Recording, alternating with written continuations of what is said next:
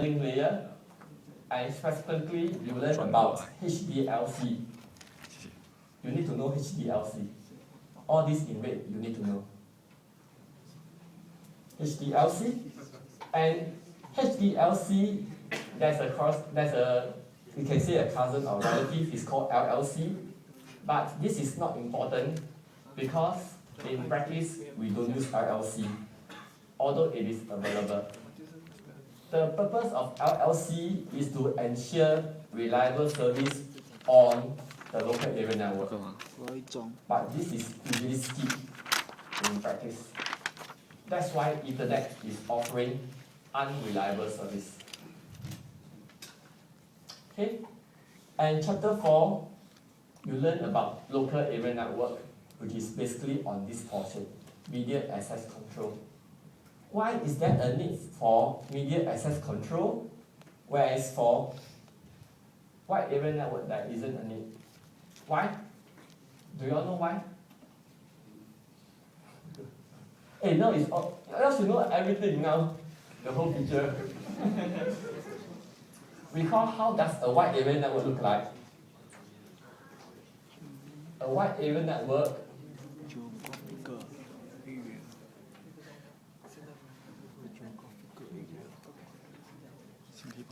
this is roughly how a wide area network looks like. It is always point to point. Point to point. If it is point to point, there's no requirement to fax for the transmission media. Agree? That's the reason why there's no media access control. But for local area network is different. Local area network, so many hosts fighting for the same channel. Do you agree? That's why we need to learn about media access control protocol. Wrong. That's why we need to learn about media access control protocol for local area network, which is the focus of chapter 4. And finally, chapter 5, we learn about bridges, which is equivalent to switches. That is how to interconnect different local area networks together. After that, when I take over the course for part 2, you notice we spend so much time on network layer and IP. This is considered a very important topic. And once you are able to understand this IP, the rest should not be too difficult. So we did not really spend too much time on transport layer and application. Okay? So are you clear now on what we have learned? The whole 5 layers. And now we'll go through individual parts and let you know roughly what questions will come up. I think that is the most important. Starting with the lowest layer. I skip chapter 1 and I skip module 2-1 because they are introduction. Just to give you an overview. That's why I skip module 2-1 and chapter 1. So now let's go to chapter 2, the physical layer. What is important? Resilience. Yes, you're right. It's definitely coming up.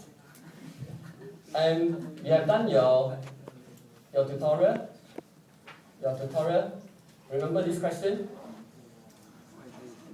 Your first question on your tutorial 1. Very familiar, right? Where I see all of you, I went through this question 3 times for 3 classes. This is very important. Okay? And that's what you need to know for physical layer. That's all. Resilience. No. This resilience.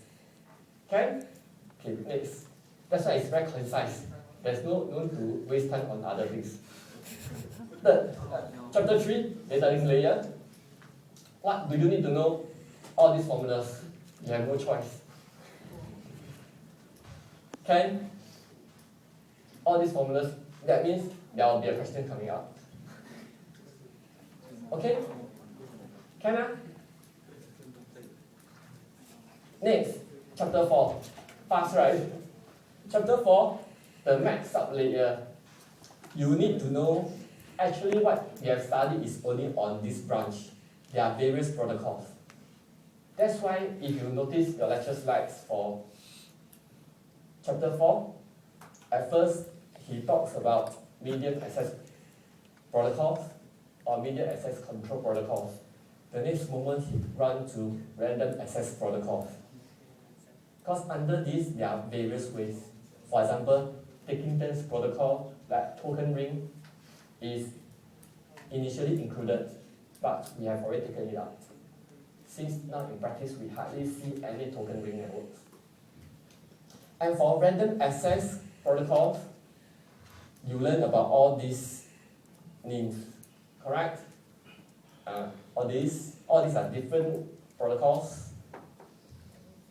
And after that, why do we need to learn all this is to show you eventually CSMA-CD is the best protocol and it is implemented in Ethernet.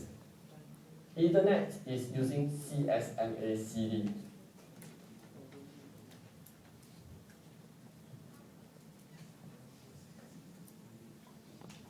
And what are these tools? All these are the protocols to determine who has the rights to access the transmission medium before we can transmit the frame. Agreeable? But when we transmit the frame, sometimes we may have collision. And what should we do if there is a collision? You learn about this. True? Yeah. So all those in red you need to know. Can? Can? Any questions so far? Quite okay, right? Finally, the last part of part 1. You learn about bridges, which is the same as switches. So hopefully after going through the tutorial, we know that this is conducted for e-learning, but I do also conduct a tutorial for some of you. How many of you have missed the tutorial for this? Now, if let's say you really have questions, feel free to come to me, because it is very important that you know all these things about bridges. It's definitely coming out. Okay? Can? Why am I able to tell you so many things? Is because the questions for this year, don't have to worry. Some questions are quite straightforward. Because we want all of you to at least pass, definitely. But some questions are tricky. Some questions are tricky. And the moderator really informed us that the paper is not, compared to last term's paper, it is not as easy as last term. But don't have to worry. Just as long as you know the concepts well, you should be able to do well. Definitely, it's true. So now, I'm going to use a few here, right? Questions coming out. You know all roughly the questions coming out. Okay? And next thing, go to part 2 of the course. This is what you need to know. And definitely it's coming out. And the question for this is actually very straightforward. So do not lose any marks here. It's really meant to give you. Okay? And next thing is for internet protocol, you must know all these protocols, how they interlink, how they work. Why? You must know all this because eventually a question similar to this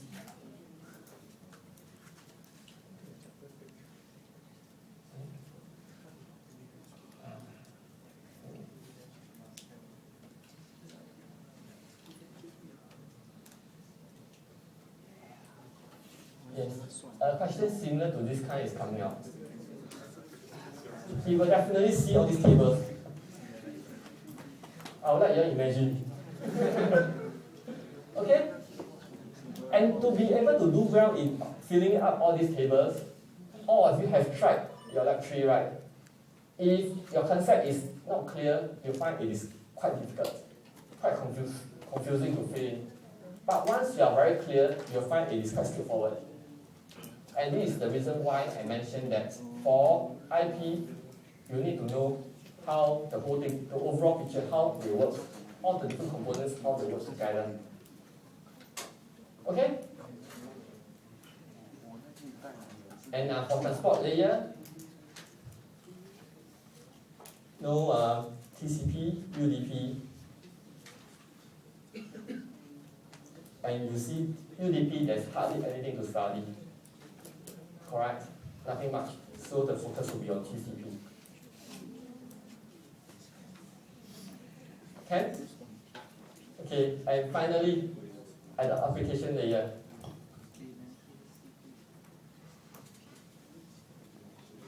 This is using UDP, this is through TCP. Am I too fast? No, right? Roughly you know the kind of questions coming out already.